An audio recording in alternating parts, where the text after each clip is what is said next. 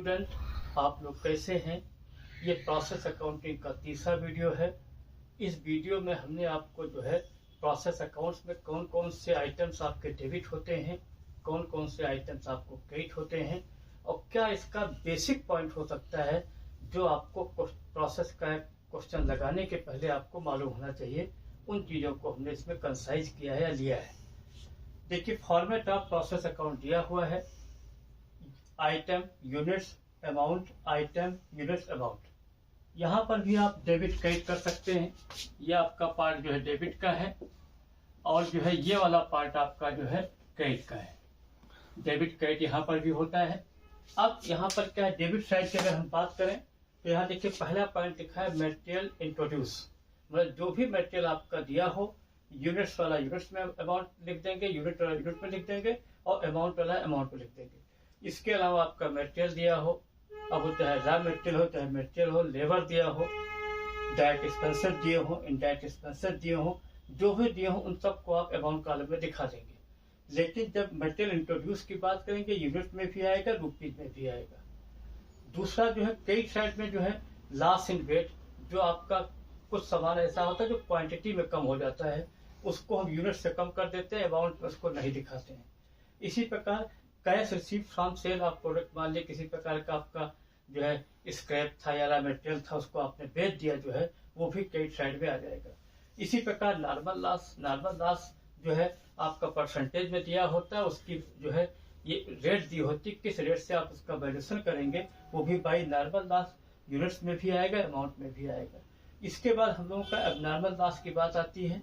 Abnormal loss के लिए जो है आपका जो है यूनिट्स में भी दिखाएंगे और आप जो है रुपीज में भी दिखाएंगे। इसके बाद जो है आपका इस पे डेबिट साइड ज्यादा होती है, क्रेडिट साइड कम होता है। जो बैलेंस आएगा जो है उसी को हम आउटपुट बोलते हैं।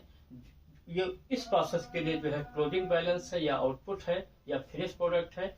नेक्स्ट प्रोसेस के लिए ये जाकर के जो भी आपका आउटपुट होगा वो आपका डेबिट साइड में आ जाएगा और उसके बाद फिर उस प्रोसेस के जो है मटेरियल, लेबर, एक्सपेंसेस दिखा देंगे और फिर loss in weight, cash receive from sale of product, normal loss, abnormal loss, ये सब चीजें दिखाएंगे। फिर उसका आपका आउटपुट आ जाएगा, फिर उसका आउटपुट नेक्स्ट प्रोसेस के डेबिट साइड में कर देंगे। इस तरीके से इसको हम करते रहेंगे।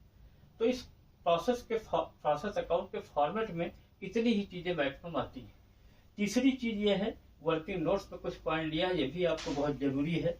पहला लिखा है कि आउटपुट ऑफ प्रीवियस प्रोसेस, मतलब प्रीवियस प्रोसेस का मतलब जो भी आप पहला प्रोसेस बनाते हैं उसका जो आउटपुट होगा वो नेक्स्ट प्रोसेस के लिए इनपुट या रॉ मटेरियल हो जाएगा।